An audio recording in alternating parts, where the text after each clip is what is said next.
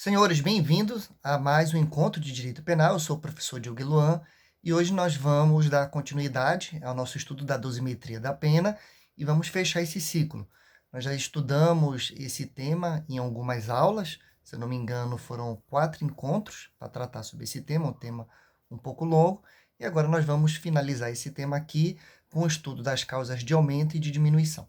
Então, nós aprendemos nas aulas anteriores que no Brasil na dosimetria da pena, nós adotamos um critério trifásico, ou seja, o juiz, para chegar à pena final do condenado, ele vai ter que passar por uma fase, onde ele vai estabelecer a pena base, e nessa primeira fase ele vai ter que se ater às circunstâncias judiciais.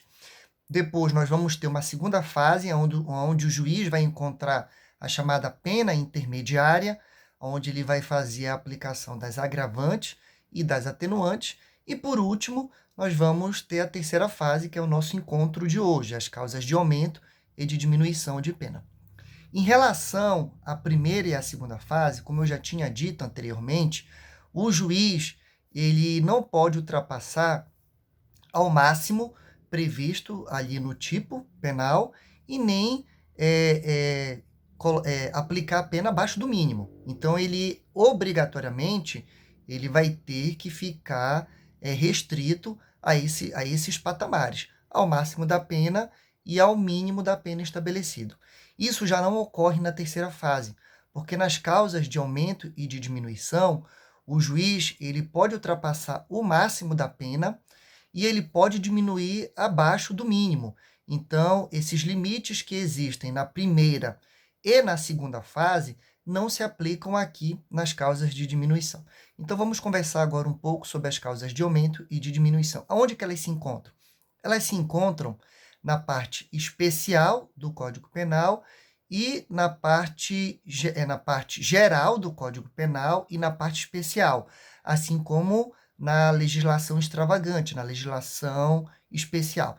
Então, quando essas causas de aumento ou de diminuição estiverem previstas na parte geral do Código Penal, eu vou dizer que são causas de aumento e causas de diminuição gerais. Quando elas estiverem previstas na parte especial do Código Penal, ou na legislação extravagante ou na legislação especial, que são sinônimos, extravagante e especial, eu vou dizer que nessa situação nós vamos ter causas de aumento e de diminuição de pena especiais. E como é que funciona? Funciona da seguinte maneira: o juiz, quando for aplicar, o magistrado, quando for fazer a aplicação de uma causa de aumento, uma causa de diminuição, ele vai se ater ao percentual que o legislador determinou para essa causa. Então, em algumas situações, o legislador indica, por exemplo, que uma causa de aumento de pena ela vai ter um valor fixo, 1/3. Ou então o legislador ele pode colocar que essa causa de aumento de pena ela é variável. Ela é variável, por exemplo, de 1/6 até a metade, ou de 1/6 até 2/3. Então, nessa situação, o juiz ele vai ter que se ater aos valores que o legislador colocou para essa causa de aumento, e a mesma regra também se aplica para as causas de diminuição. Então, o juiz ele pode encontrar causa de diminuição fixa ou causa de diminuição com percentual variável. Como eu disse para os senhores, no Código Penal, na parte geral, nós temos, por exemplo, como causa de diminuição a tentativa, nós temos como causa de aumento o crime continuado, e na parte especial nós vamos ter, dependendo do tipo, dependendo do artigo, algumas causas de aumento, algumas causas de diminuição, mas na parte especial é sempre mais fácil nós identificarmos, porque ela sempre vai estar, geralmente, ligada ao tipo penal. Se não tiver ligada ao tipo, ela vai estar no final do capítulo onde trata de crimes específicos. Tá bom, senhores?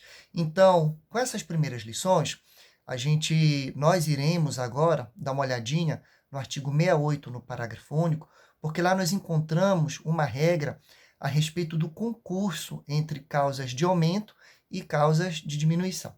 Então, o Código Penal ele diz o seguinte, no parágrafo único, que quando nós estivermos no concurso de causas de aumento ou de diminuição previstas na parte especial do Código Penal, o juiz ele pode fazer a aplicação de somente uma dessas causas. Mas para que não ocorra aqui nenhuma confusão, eu estou dizendo que esse concurso é somente entre causa aumento, diminuição. Nunca eu vou poder fazer essa aplicação dessa regra entre uma causa de aumento e de diminuição. O que isso quer dizer? Quando eu tiver, num caso concreto, uma causa de aumento de pena e uma causa de diminuição de pena, eu vou ter que aplicar as duas, independente de qualquer situação. Então, primeiro eu vou aplicar a causa que aumenta a pena e depois eu vou aplicar, por último, a causa que diminui a pena. Então, essa é a primeira regra. Porém, se nós tivermos duas causas de aumento de pena, aí é o que nós estamos trabalhando a respeito do parágrafo único do artigo 68. Vamos imaginar que nós tenhamos duas causas de aumento de pena prevista na parte especial do Código Penal. Vamos imaginar no artigo 157 do roubo, lá nós encontramos duas causas de aumento de pena. Pela redação do parágrafo único do artigo 68, o juiz ele tem a liberdade de escolher apenas uma causa de aumento de pena. Ele não é obrigado a aplicar as duas causas de aumento de pena, ele pode escolher somente uma. Vamos imaginar que também na parte especial nós encontramos duas causas de diminuição de pena. O juiz ele não é obrigado a aplicar as duas causas, ele pode escolher somente uma. Porém, a regra é muito clara, porque se o juiz escolher somente uma causa de aumento de pena e desprezar a outra, ele vai ter que escolher a causa que mais aumente a pena. Vamos imaginar que na situação das duas causas de diminuição de pena, ele escolha somente uma. A que ele vai ter que escolher é a causa que mais diminua a pena. Essa é a regra quando essas causas de aumento de pena ou de diminuição de pena estiverem previstas na parte especial. Porém, se elas estiverem previstas na parte geral, o juiz vai ter que aplicar as duas. Então, vamos imaginar que, no caso concreto, o juiz encontre duas causas de aumento de pena prevista na parte geral do Código Penal, que vai até o artigo 120. O juiz vai ter que aplicar as duas.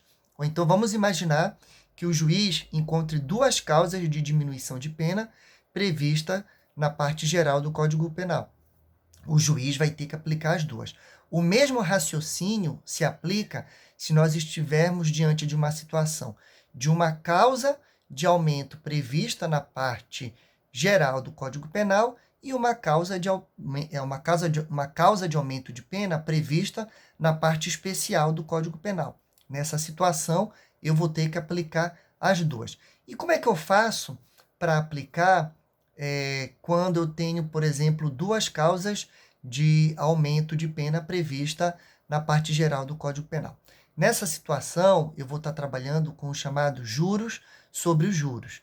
Eu primeiro vou aplicar uma causa de aumento e desse valor que eu encontrei com a causa de aumento, eu vou aplicar a segunda causa de aumento em cima do montante global. É o que se chama juros sobre juros. Existe doutrina que critica isso, dizendo que, na realidade, deveria se aplicar a segunda causa de aumento de pena em cima da pena intermediária, encontrada na segunda fase, ou seja, seria os juros sobre o principal e não os juros sobre os juros. Mas a maioria da doutrina ela segue a linha que a segunda causa de aumento de pena vai incidir com o aumento determinado já pela primeira. Em relação às causas de diminuição de pena, a regra ela é muito parecida. Se eu tiver duas causas de diminuição de pena, eu primeiro vou aplicar uma primeira causa de diminuição e em cima dessa diminuição global que eu encontrei, eu vou aplicar a segunda causa de diminuição de pena. Com esse tipo de procedimento, eu vou evitar o risco de eu ter a pena zero ou até a pena negativa. Porque se eu deixasse para aplicar a segunda causa de diminuição de pena em cima da pena intermediária encontrada na segunda fase, eu poderia ter numa situação concreta um percentual de diminuição que acabaria levando a minha pena para uma pena zero ou até um crédito de pena, ou seja, ficar uma pena negativa. Então, em relação a essas regras, tanto das causas de diminuição como as causas de aumento de pena, aqui nós fizemos só uma conversa geral. Eu espero que os senhores busquem um bom livro, uma boa doutrina, porque o tema é interessante. Eu lhe aguardo no próximo encontro. Curta esse vídeo, compartilhe e até nossa próxima aula.